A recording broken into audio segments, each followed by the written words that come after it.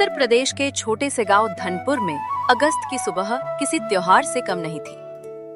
अभी सूरज पूरी तरह नहीं निकला था, लेकिन क्षितिज पर हल्की सुनहरी लाली फैल चुकी थी। ओस से भीगी मिट्टी में हल्की हल्की खुशबू उठ रही थी। गांव के घरों में औरतें रसोई में हलवा और पूरी बनाने में जुटी थी। बच्चे झंडियों और कागज के फूलों से गलियों को सजा रहे थे और बुजुर्ग चौपाल पर बैठकर आजादी के किस्से सुना रहे थे। इस साल का 15 अगस्त खास था। गांव के प्रधान ने घोषणा की थी कि इस बार झंडा रोहन पुराने बरगद के नीचे होगा। वहीं जहां अंग्रेजों के जमाने में गांव के 3 वीरों को फांसी दी गई थी, बरगद जो अब बूढ़ा हो चुका था, फिर भी अपनी घनी छांव और चौड़ी जड़ों से गांव की शान बना हुआ था। 22 वर्षीय विजय अपने दादाजी राम किशोर के साथ सुबह सुबह बरगद के पास पहुंचा। दादाजी ने कहा, बेटा, जब मैं तेरी उम्र का था, यहीं इस पेड़ के नीचे तेरे परदादा शिव नारायण, उनके साथी हरबंस और चंपा को अंग्रेजों ने फांसी दी थी। विजय ने हैरानी से पूछा, दादाजी, किस बात की फांसी दी गई थी परदादाजी और उनके साथी को? राम किशोर की आंखें भर आईं।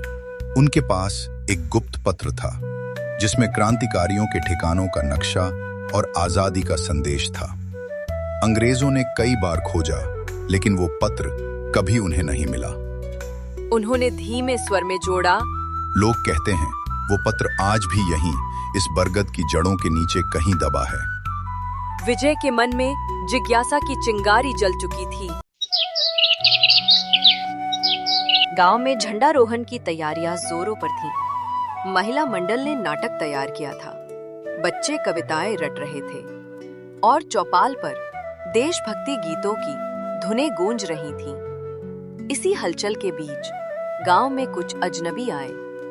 उनमें एक लंबा चौड़ा नीली आंखों वाला आदमी था जो टूटी-फूटी हिंदी बोल रहा था। उसका नाम रॉबर्ट। लोगों को बताया गया कि वो एक विदेशी पत्रकार है जो भारत के गांवों की संस्कृति पर डॉक्यूमेंट्री बना रहा है। लेकिन सच्चाई कुछ और थी। रॉबर्ट एक अंतर्राष्ट्रीय जासूस था जो ब्रिटेन की एक खुफिया एजेंसी के लिए काम करता था।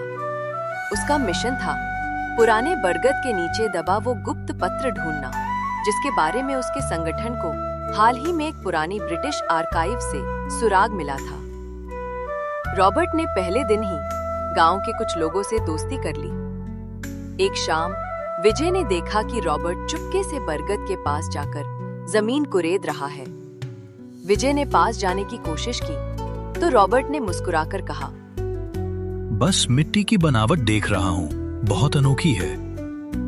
विजय को थोड़ा शक होना शुरू हो गए। 14 अगस्त की सुबह दादाजी ने विजय को और बातें बताईं। बेटा, उस पत्र में सिर्फ नक्शा नहीं था, उसमें एक कोड था जो आज भी देश की सुरक्षा से जुड़ा है। अगर वो गलत हाथों में गया तो मुसीबत हो सकती। विजय समझ गया कि मामला गंभीर है। अब उसका मकसद साफ था, पत्र ढूंढना और उसे सुरक्षित रखना। 14 अगस्त की रात विजय अकेले बरगद के पास गया और खुदाई शुरू की। अचानक पीछे से ठंडी आवाज आई, जो खोज रहे हो वो हमें दे दो, वरना कल तुम्हारे गांव में तिरंगा नहीं लहराएगा। विजय ने पलटकर देखा, रॉबर्ट हथियार लेके खड़ा था।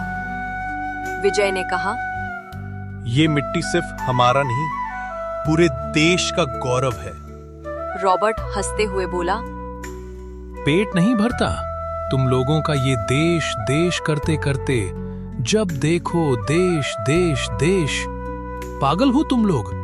विजय ने कहा, हम देश के लिए जान भी दे सकते हैं। रॉबर्ट बोला, हाँ तो दे दो। रॉबर्ट ने विजय पे बंदूक तान ली और बोला, हट जा, मेरे रास्ते से, नहीं तो गोली मार दूंगा। विजय ने कहा, नहीं हटूंगा, देश के लिए जान भी दे दूंगा। रॉबर्ट बंदूक चलाने ही वाला था, तभी पीछे से गांव के लोग और पुलिस आ गई, क्योंकि विजय ने पहले से ही सबको बता दिया था। रॉबर्ट को बंदूक नीचे करनी पड़ी। तभी विजय ने बोला, देख लिया रॉबर्ट, जब देश की बात आती है तब पूरा देश एक साथ खड़ा होता है। तुझ जैसे कितने आए और गए, लेकिन हमारे देश का कुछ नहीं बिगाड़ सके। पुलिस वाले रॉबर्ट को लेके चले गए। विजय ने कहा, अब वो पत्र सुरक्षित नहीं है, हमें उसको कहीं और छुपाना होगा। तब विजय ने और खुदाई की और वहां से एक पुराने लोहे का डिब्बा निकला। विजय उसको ले गया और बिना किसी को बताए कहीं छुपा दिया। अब वो डिब्बा कहाँ है, उसका राज बस विजय को पता है। अगले दिन बरगद के नीचे झंडारोहण का क्षण आ गया। प्रधान ने कहा, आज हमारे देश को विजय ने बचाया है, इसलिए झंडारोहण करने का मौका विजय को दिया जाता है। विजय ने कहा, नहीं, ये काम दादाजी करेंगे, जिनकी वजह से मैं ये पत्र बचा पाया। तब रामकिशोर ने झंडारोहण किया और पूरा गांव गूंज उठा। भारत माता की जय, वंदे मातरम। दादाजी की आंखों में आंसू थे और विजय के चेहरे पर गर्व की मुस्कान। रॉबर्ट और उसकी साजिश नाकाम हो चुकी थी। विजय ने कहा, ये तिरंगा सिर्फ कपड़ा नहीं, ये हमारे पूर्वजों की आत्मा है।